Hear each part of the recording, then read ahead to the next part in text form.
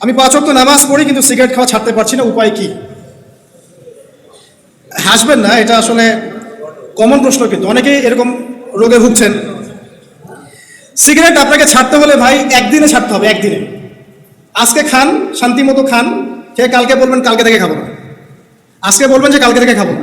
আপনি যদি প্ল্যান করেন যে আমি 1 মাস পর সিগারেট খাবো না, আপনি ছাড়তে পারবেন না। আপনি 1 বছর পর ছাড়তে পারবেন না। আমার কথা বিশ্বাস হচ্ছে না? যারা সিগারেট খাওয়া ছেড়েছে একদিনে ছেড়েছে, কাল থেকে খাবো না শেষ। এর বিকল্প কিছু খান, মুখে এমন কিছু রাখেন যেটা আপনাকে ওই নেশাটা দূর করাবে। ফর এক্সাম্পল, আপনি কি জর্দা ছাড়া পান খান, যদি খেতেই চান কিছু, আপনি চকলেট খান অথবা কালিজিরা খান, কিছু একটা মুখে দেন যেটা দিয়ে আপনি আপনার ওই এটা পূরণ করবেন। আর একটা বিষয় মাথায় রাখবেন, নামাজের হিসাব সবার আগে দিতে হবে। যদি সিগারেট খাওয়ার মতো সামান্য ইস্যুতে আমার নামাজ নষ্ট হয়ে যায়, তাহলে তো আমার চেয়ে বোকা আর কেউ নাই পৃথিবীতে। অতএব নামাজকে সর্বোচ্চ প্রাধান্য দিয়ে সিগারেট খাওয়াটা আজকে থেকে ছেড়ে দেন। 10 দিন, 20 দিন, 1 মাসের অপেক্ষা করবেন না। আরেকটা কাজ করবেন, সেটা হলো কন্টিনিউয়াসলি আপনি সারাদিন আল্লাহর জিকির করতে থাকবেন, চলতে ফিরতে সুবহানাল্লাহ, আলহামদুলিল্লাহ, আল্লাহু আকবার, লা ইলাহা ইল্লাল্লাহ, সূরা ফালাক, সূরা নাস, ইখলাস পড়তে থাকবেন। আল্লাহ আপনার মুখের মধ্যে নূর দিবে ইনশাআল্লাহ। আপনার ওইসব মুখে দিতে ইচ্ছা করবেন ইনশাআল্লাহ। এক ভাই প্রশ্ন করেছেন, অনেক জটিল প্রশ্ন করেছেন, জানি না এই বিষয়গুলো আপনারা সবাই বোঝেন কিনা, আমি উত্তর দিচ্ছি ইনশাআল্লাহ। তিনি প্রশ্ন করেছেন জায়নিস্ট মুভমেন্ট আসলে কি জিনিস। এটা জটিল প্রশ্ন ভাই। আসলে এটা একটা মুভমেন্ট সারা ওয়ার্ল্ড ওয়াইড চলছে বিগত 100-200 বছর থেকে। আল্লাহ রাব্বুল আলামিন কোরআনুল কারীমে সূরা মাঈদার মধ্যে বলেছেন, শোনেন,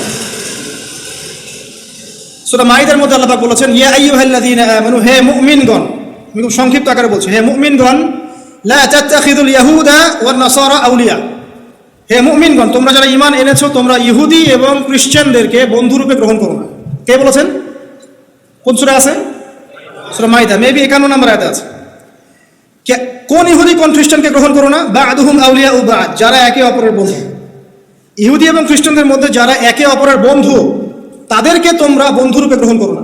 সবাইকে না কিন্তু, ইহুদি এবং খ্রিস্টানদের মধ্যে যারা একে অপরের বন্ধু, এদেরকে মুমিনরা তোমরা বন্ধুরূপে গ্রহণ করো। ওয়া মান ইয়াতাওয়াল্লাহুম মিনকুম ফাইন্নাহু মিনহুম, তোমাদের মধ্যে কেউ যদি ওদের দিকে মুখ ফিরায়, তাহলে সে এই উম্মতের কেউ না, সে তাদের অন্তর্ভুক্ত।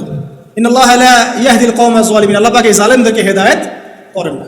এই হলো আয়াতটা। তো এখানে আমরা বুঝতে পারলাম যে ইহুদি এবং খ্রিস্টানদের মধ্যে একটা বন্ধুত্ব থাকবে। এখানে মূল বিষয়টা হচ্ছে, এই আয়াত যখন নাজিল হয়েছে তখন ইহুদি খ্রিস্টানদের মধ্যে কোনো বন্ধুত্ব ছিল না। কথা কি বুঝতে পারছেন? তখন ইহুদিদের সাথে মুশরিকদের বন্ধুত্ব ছিল, মানে আবু জাহেল, আবু লাহাবদের সাথে ওই যে বনু কুরাইজা, বনু কাইনুকা, এদের বন্ধুত্ব ছিল। এই বন্ধুত্ব হলো কবে? এই 1800 শতকের গোড়ার দিকে এসে। এর আগ পর্যন্ত কিন্তু এটা হয়নি, বরং এরা একে অপরের বিরুদ্ধে লড়াই করেছে। ঈসা ইবনে মারইয়ামকে হত্যা করার চেষ্টা করেছিল কারা? মুসলিমরা। কারা করেছিল? জিউসরা, মানে ইহুদিরা। তার মানে ওরা আগে থেকে শত্রু ছিল, ঠিক আছে? কিন্তু এখন মিস্টেরিয়াসলি লক্ষ্য করবেন আপনি যে এখন একটা অ্যাসোসিয়েশন বা একটা মুভমেন্ট দেখা যায় যে তারা, ইহুদি এবং খ্রিস্টানরা পরস্পর বন্ধু। যেমন ইসরায়েলের বন্ধু আমেরিকা, ইসরায়েলের সাথে পশ্চিমা কান্ট্রি যেগুলো আছে, ব্রিটেন, ফ্রান্স, জার্মানি, এই যে ইতালি, সবাই এরা একটা কমিউনিটি একসাথে। এটা কিন্তু আগে ছিল না। এই ভিতরে একটা মুভমেন্ট চলে, নাম জায়ন মুভমেন্ট। এটাকে জায়নিস্ট মুভমেন্ট বলা হয়। আসলে সারা ওয়ার্ল্ডে এখন সব কিছু ওরাই নিয়ন্ত্রণ করছে। পলিটিক্স বলেন, ইকোনমিক্স বলেন, মিডিয়া বলেন, অস্ত্রশস্ত্র বলেন, এভরি সিঙ্গেল সেক্টর আসলে তারাই নিয়ন্ত্রণ করছে। অটোমান এম্পায়ার ডিফিটের পর থেকে ওয়ার্ল্ডের কর্তৃত্ব এখন তাদের হাতেই। যাই হোক, এক কথা উত্তর হচ্ছে, এই মুভমেন্টটাকে বলে ইহুদি এবং খ্রিস্টানদের মধ্যে যারা একে অপরের বন্ধু, এরা পুরো ওয়ার্ল্ডকে শাসন করার যে মিশন নিয়ে কাজ করছে, এটাকেই জায়নিস্ট মুভমেন্ট বলে। মুসলিমদের উচিত নয় এই মুভমেন্টের সাথে যুক্ত হওয়া বা এদেরকে বন্ধুরূপে গ্রহণ করা। রাশিয়া এবং আমেরিকা কি বন্ধু? বন্ধু? রাশিয়া ইউক্রেন কি বন্ধু? পশ্চিমারা রাশিয়া কি বন্ধু? চাইনিজরা আমেরিকা কি বন্ধু? উত্তর কোরিয়ার আমেরিকা কি বন্ধু? ভেনিজুয়েলা আমেরিকা কি বন্ধু? ওরা এই আয়াতগুলো বুঝতে পেরেছে, আমরা পারি না। কিন্তু অনেক মুসলিম কান্ট্রির সাথে ওদের বন্ধুত্ব আছে। অনেক মুসলিম কান্ট্রি পরস্পর এরা ভাই ভাই না, বরং এরা পরস্পর বোন বোন, বান্ধবী বান্ধবী। আমি ভাই ভাই বলি না, যে পরস্পর বান্ধবী, সিস্টার্স। যাই হোক, আল্লাহ পাক আপনাদেরকে বোঝার তৌফিক দান করুন। এই বিষয়ে একটা বইয়ের নাম বলে দিচ্ছি। এই বই হচ্ছে লিখেছেন একজন বিশিষ্ট জায়ন, যিনি পরে ওখান থেকে বের হয়ে এসেছিলেন, এসে বই লিখেছেন। তার নাম হেনরি ফোর্ড। হেনরি ফোর্ডের একটা বই আছে দ্য সিক্রেটস অফ জায়নিজম, এই বইটা কিনলে আপনারা সব কিছু জানতে পারবেন ইনশাআল্লাহ তাআলা।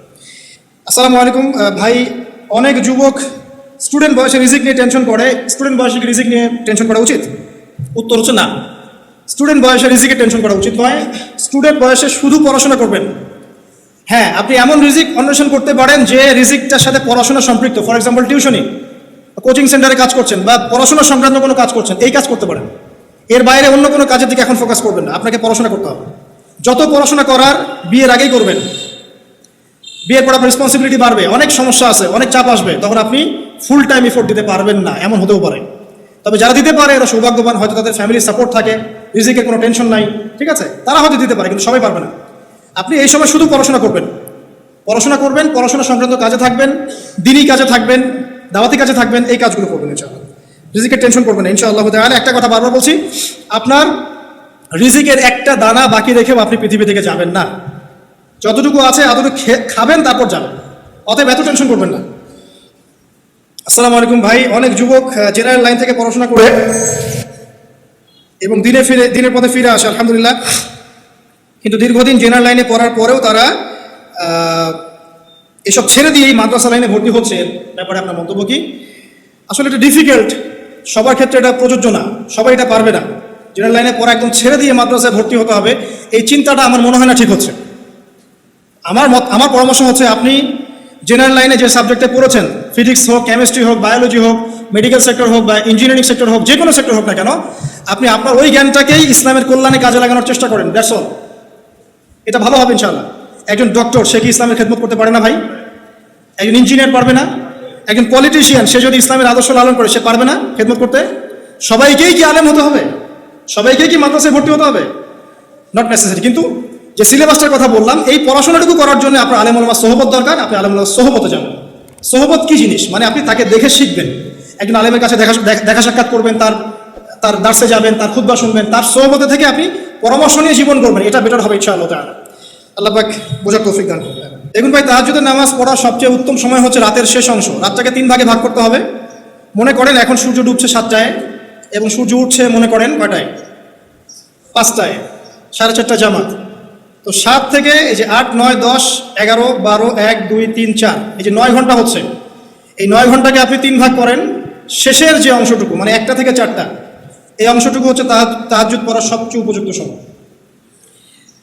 কত রাকাত পড়বেন, এই রাকাত সংখ্যা নিয়ে ঝগড়া করবেন না। নবী সাল্লাল্লাহু আলাইহি ওয়াসাল্লাম 2 রাকাত নামাজ পড়তেন, তার সময় তার এত মানে ইফোর্ট দিতে হতো যে তার পুরো পা মোবারক ফুলে যেত। চিন্তা করেন 2 রাকাত নামাজ পড়তে তিনি কত সময় ব্যয় করেছেন। কখনো তিনি 8 রাকাত পড়েছেন, কখনো 11 রাকাত পড়েছেন।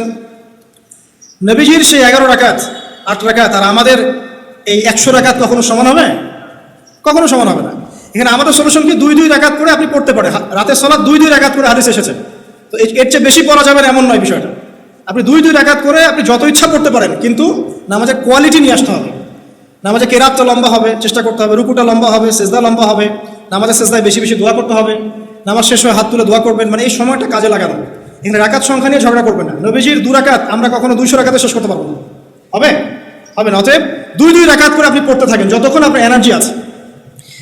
আর এই নামাজে বেশি বেশি দোয়া করার চেষ্টা করেন, আল্লাহ পাক এই সময় দোয়া কবুল করেন।